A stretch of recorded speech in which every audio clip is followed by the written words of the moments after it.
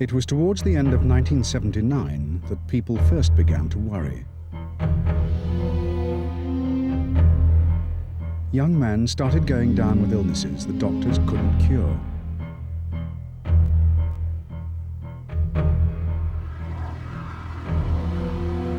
There was great puzzlement.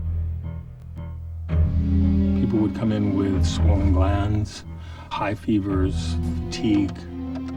Worried calls were exchanged as the first cases appeared in New York and Los Angeles. They were baffling and they were somewhat scary.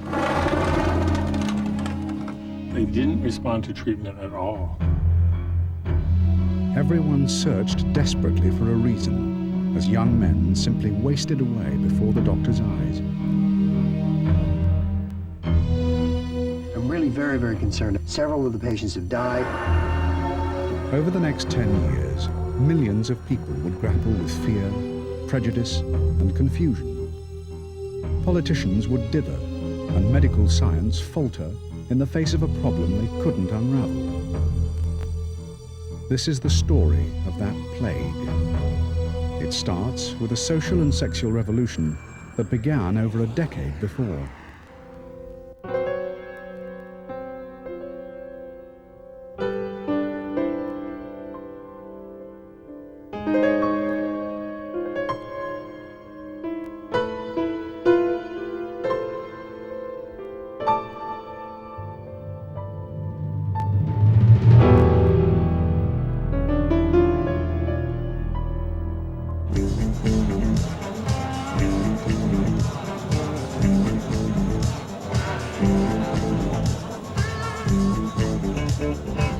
All over the Western world, the 60s were synonymous with liberation.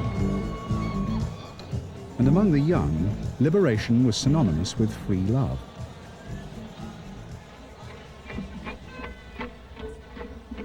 But for one group in society, homosexuals, the word liberation had real political meaning too. In the new moral climate, laws prohibiting homosexuality were repealed in some American states. It changed their whole lives. To be homosexual in 1950 when we were in high school was to be a criminal, evil, and to practice it could get you arrested.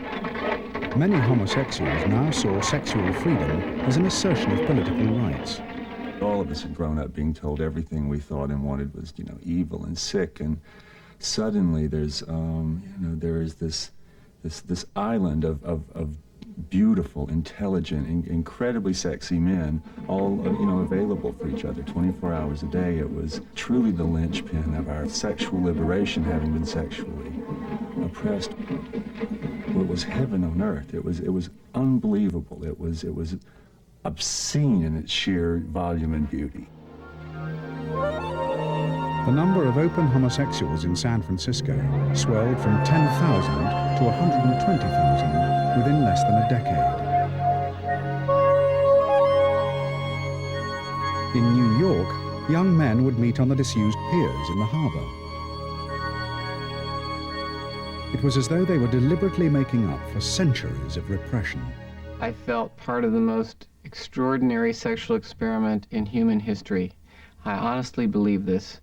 Never before in human history had so many men had so much sex with so many other men who were having sex.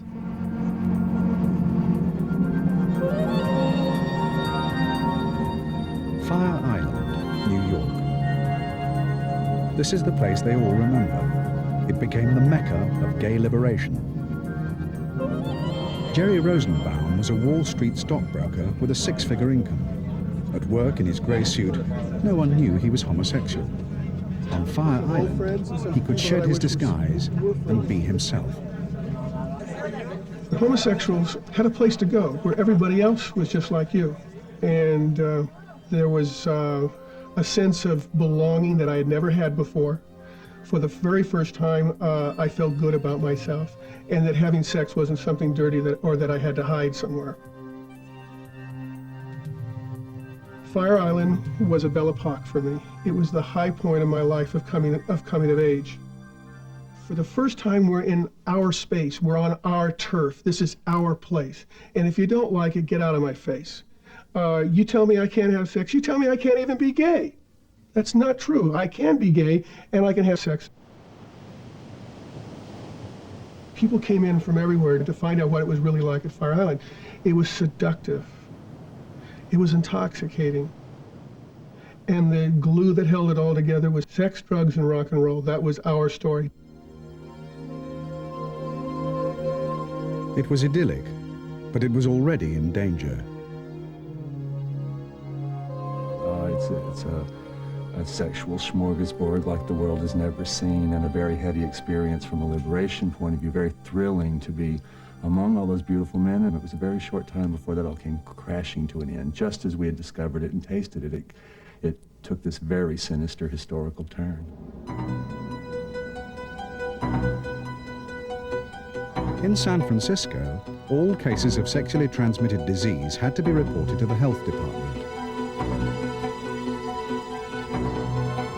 In the mid-70s, they landed on the desk of Dr. Selma Dritz. She noticed an alarming increase in the number of gay men reporting sick, some of them with unusual infections. For instance, amoebic dysentery, we'd have maybe 10 cases in a year, and most of them were coming back either from an ashram in India or Tijuana or in Mexico or something like that. By 75, 76, we were having almost 1,000 cases a year of amoebic dysentery, and they were concentrated 90% in gay men. The most popular meeting place for gays in San Francisco was Castro Street. At first, Dr. Dritz thought that one of the restaurants there must be the source of so many infections. She ran tests, but they were negative. The other place gays liked to meet was in the bathhouses. Selma Dritz decided to ask questions there as well. I didn't go into the bathhouses myself, but my inspectors went in, and they brought back reports that would have curled my hair if I hadn't already curled it. They weren't using the baths for bathing, believe me. There was a lot of sexual interaction. You went into the back, there's a big, dark orgy room. It could be 50 or 100 or 150 men in there, all interacting. On the periphery of the orgy rooms were open cubicles, no doors. A nude man would be lying face down on a bed or a platform with an open can of Crisco next to him, and that was it. And he took on all comers, and anything could be transmitted, and it was. Michael Callan was 20 when he left home. In the small town he came from in Ohio, homosexuality was still frowned upon. His new lifestyle in the big city soon brought its first mild inconvenience, a case of gonorrhea or the clap. I was still very much a small-town boy from the Midwest, and I felt unclean, and I just felt really creepy. But all of my friends said, oh, please, the clap, no problem, just get your shot, go back out. It's just a risk you take. It's not a big deal. It's not fatal. By the end of my sexual career in 1980, every single time I had sex, I got something. So at the age of 26, I had to face the fact that I'd had sex with about 3,000 men, and I'd had hepatitis A, hepatitis B, hepatitis non-A, non-B, herpes simplex 1 and 2, Shigella endemoeba histolytica, Giardia, syphilis, gonorrhea, nonspecific urethritis, CMV, EBV, venereal warts. On Fire Island, New York, that was a typical story. Passing distress, easily cured. But late in 1979, 3 young men reported to their doctors with complaints that did not fit the usual pattern. One of them was referred to a cancer specialist called Linda Laubenstein. Linda was puzzled by the dark spots on the young man's skin and asked for advice from a dermatologist, Dr. Alvin Friedman Keene. By coincidence, Dr. Keene was already studying a case of his own. A young man who had some peculiar lesions on his legs and on his face came to see me for a diagnosis. I had never seen anything quite like it, and I decided to do a biopsy. And within 2 days, when the biopsy specimen was returned to me with a diagnosis of Kaposi sarcoma, I was quite shocked. Kaposi sarcoma was a rare form of skin cancer, normally found in old men of Mediterranean origin. Another young man came to see me who was perfectly healthy except for these purple-brown spots on his skin again. And at that point I realized that, having seen 2 cases in such a short period, that I was dealing with something most unusual. Dr. Friedman Keene was puzzled. The only clue he had was that all his patients were homosexuals. He knew some doctors specialized in gay patients, so he decided to ask them if they'd seen anything similar. Within about 2 weeks, I had accrued another 10 cases. Then I decided surely if we were seeing Kaposi sarcoma in gay men in New York, there must be an epidemic of Kaposi sarcoma in homosexual men in San Francisco. So I called a colleague, Marcus Conant, in San Francisco, and asked him if by some chance he had seen any. He said no, he hadn't, but that the Bay Area physicians were having a meeting, and he would ask at the meeting whether any cases had occurred. And so the next day at that conference, I almost in passing said, oh, and by the way, Al Friedman Keene called, and they're seeing more cases of Kaposi sarcoma in young gay men, which is really interesting. And at that point, Jim Groundwater in the audience put his hand up and said, well, I have a gay man in the hospital right now who's dying of Kaposi sarcoma. So that summer of 1980 brought the first chill of foreboding to Fire Island. Jerry Rosenbaum was close friends with Nick Rock, one of the first 3 men to fall sick. I remember it must have been in 1980 I ran into Nick Rock. Nick and his friend were 2 of my very best friends. He was a real upbeat type of person. I was horrified. He'd lost a lot of weight. I said, what's going on? He says, I don't know what's going on. Nick grew steadily worse. Nothing worked. I remember that every time I held on to Nick, there was a feeling in me that maybe I shouldn't be touching him. And it was like the beginning of the first time that I began to deal with it, even on that in that limited way. But I always hugged him. I always cared for him.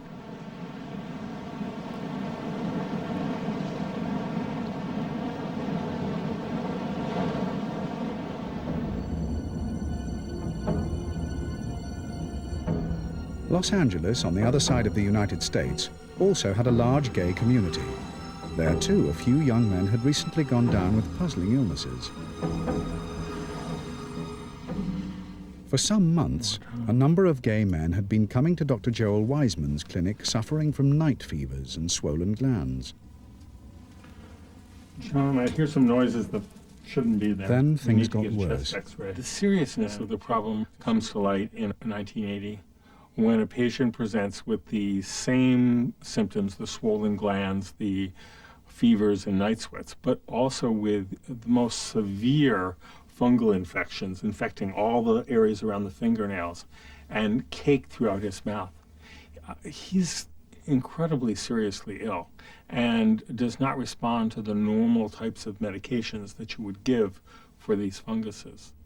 A month later, another patient came in, but this time with a rare sort of pneumonia.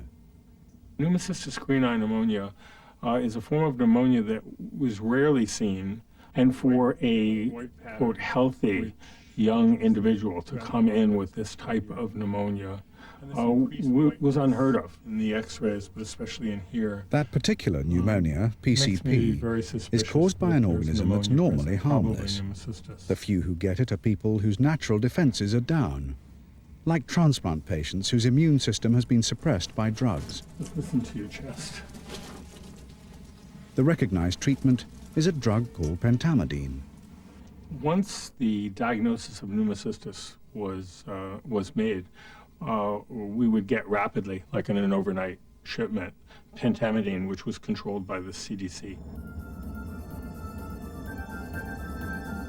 The main job of the Center for Diseases Control is to monitor infectious diseases and track new epidemics. A budget-cutting Reagan administration was at that moment considering whether it was any longer necessary in the modern world. Part of its job was to supply specialist drugs that were hardly ever needed. James Curran ran their sexually transmitted disease division. Late in 1980, he was alerted to an unusual increase in the demand for pentamidine. Now, until 1980, in the United States, there had never been a request for pentamidine in a person who did not have a transplant and was on immunosuppressive drugs, did not have underlying cancer or immune suppression. And all of a sudden, in the early 1981, there were some unusual requests coming in from New York City and Los Angeles of young men with pneumocystis carinii pneumonia whose doctors were requesting pentamidine isothianate. Then another clue from Los Angeles. So lie back for a moment. An immunologist called Michael I'm gonna Gottlieb scoot saw around the other 3 of side. these unusual pneumonia cases. Okay. It was frustrating to see these patients die one by one, the very first patients, and we had so little understanding of what was wrong with them. Down the corridor, a lab was using a new test to see how well the body's natural defenses against infection were working. Gottlieb asked Dr. Howard Shanker to run one of these tests on blood taken from some of the young men who died. It confirmed what he suspected. The blood showed no trace of what are called T4 cells, which help the body fight disease. The patients had died because their immune system had broken down completely. It was certainly a mystery, and what we found was that we were seeing something unique, something that no one had ever seen before, something that no one had ever reported. The real mystery was what was causing it. Why would men in their 20s and 30s in perfect health suddenly become susceptible to a whole range of microorganisms? Why would their immune systems fail?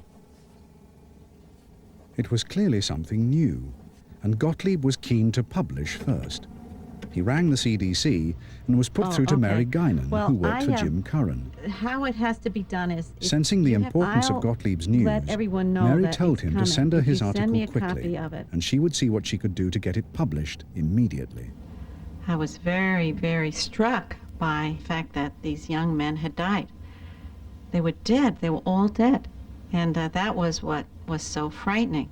These are young men who had no obvious reason to be dead. They were healthy, and they had not been exposed to anything, any disease process or chemical that anyone felt was dangerous, and yet they were dead, in their 20s and dead.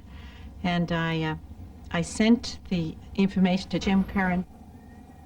When I got it back from him, he had written in the corner, in the margin, hot stuff. And I remember that, thinking, hot stuff, but terribly dangerous hot stuff. Dr. Gottlieb's article was published in the June '81 edition of the CDC's regular circular to doctors. Okay, your name again, please? CDC Public Affairs. Hold a moment, please. Hold a moment, please. CDC Public Affairs. We were overwhelmed with phone calls from people, especially from the New York area, who said, we have a problem in New York, but we're seeing a tumor, Kaposi sarcoma. Do you think it's related? May I speak to Dr. Curran, please? This is Alvin. One caller was Alvin Friedman Keene. By now he'd seen 20 young gays with Kaposi's sarcoma. Some of them had pneumonia and other infections that wouldn't respond to treatment.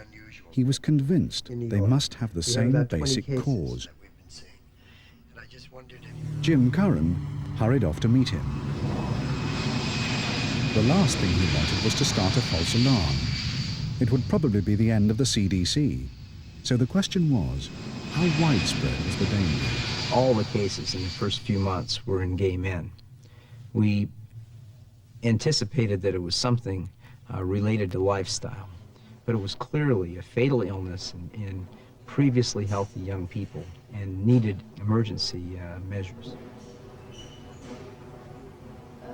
The following month, a few newspapers picked up on the story. The disease got a name, gay-related immune deficiency, or GRID. Most people assumed it was something to do with the gay lifestyle. A few already suspected that that something was sex. I remember breaking into a cold sweat and standing absolutely frozen and knowing that my life had changed absolutely and forever. I recognized myself in the profile of the early cases. I recognized my history of STDs. I had swollen lymph glands. I was having mysterious fevers. I was already having bloody diarrhea and losing weight.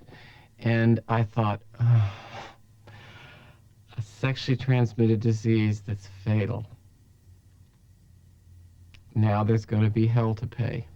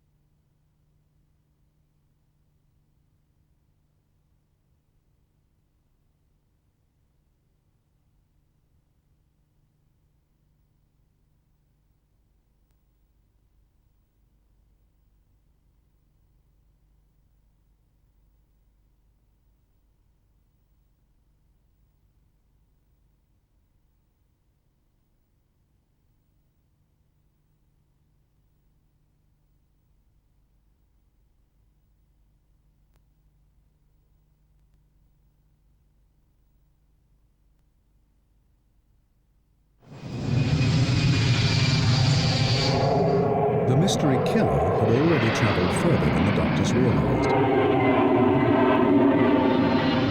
The 70s had seen an explosion of cheap flights to and from America. Transatlantic holidays had become easy for everyone. And Grid, it turned out, had travelled with them. The first case reported in Europe was in Denmark in June 1981. Paris followed in July. It then surfaced in Belgium, Switzerland, Germany, and Spain. Each country where it landed reacted initially with its own brand of official indifference and prejudice. In Britain, the first case of Grid was reported in December '81. The head of the venereal disease section at the Middlesex Hospital was Michael Ardler. He remembers his first case clearly. It was a young man who had Kaposi sarcoma, the first case that we'd ever seen, very small blemishes, and he had obviously contracted when he was on holiday in San Francisco. And he died, actually, unfortunately, very rapidly. But I have to say that we were really sort of in the dark. It was the very first case, terribly exciting, very interesting. And I can remember his face, I can remember every sort of skin lesion he had. The second to die was a young man called Terence Higgins. Britain's first AIDS charity is named after him. Rupert Whittaker, 18 at the time, was his lover. It was Rupert's first long-term relationship, and he has bitter memories of what happened. I went and visited him, and he was already extremely ill, and he looked awful. He was just completely grey. He was not conscious. No one would tell him what was wrong. Information was restricted to wives or family.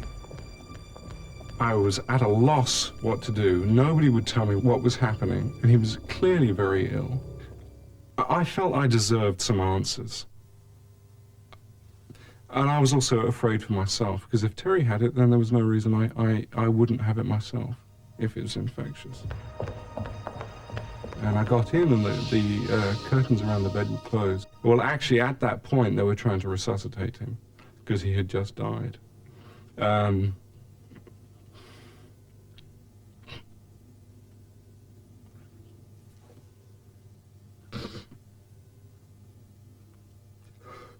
nurses were fine. They were very supportive.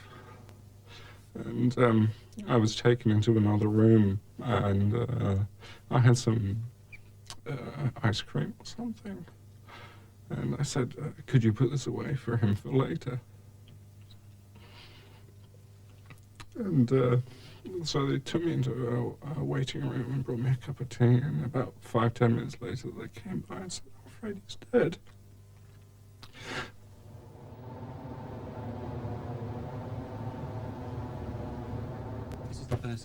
As more cases came in, Michael Adler found that the link with homosexuality conditioned the way people responded. It was clearly seen as a gay disease, so it was seen as self-inflicted. And I'm afraid that British society, basically, and the medical profession, I have to say as well, are homophobic. And there were tremendous problems getting people to accept that these patients should be treated like any other patients. The experience that we had here at the Middlesex was that it was very difficult to get patients hospitalized. It was very difficult to get patients treated as normal human beings. People were frightened. They thought it was contagious. The patients had to be put in side wards. You couldn't get the domestic staff to go into the side wards. Food used to just be pushed across the floor to the patients. The posts used to be thrown in onto their beds. I mean, it was unbelievable. I mean, thankfully that's all changed, but we treated people extremely badly. I mean, it was like sort of medicine maybe 600 years ago.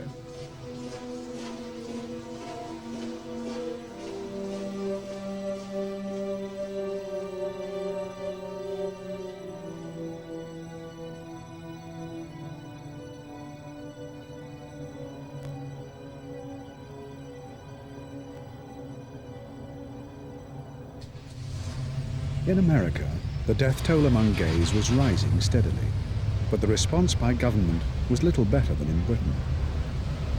In the winter of '81, the small CDC research team still believed that it wasn't infectious. More likely, it was something to do with how some homosexuals lived. Could it be the poppers or amyl nitrate that many of them sniffed as a sexual stimulant? Was it the repeated exposure to sexually transmitted diseases that was destroying the immune system?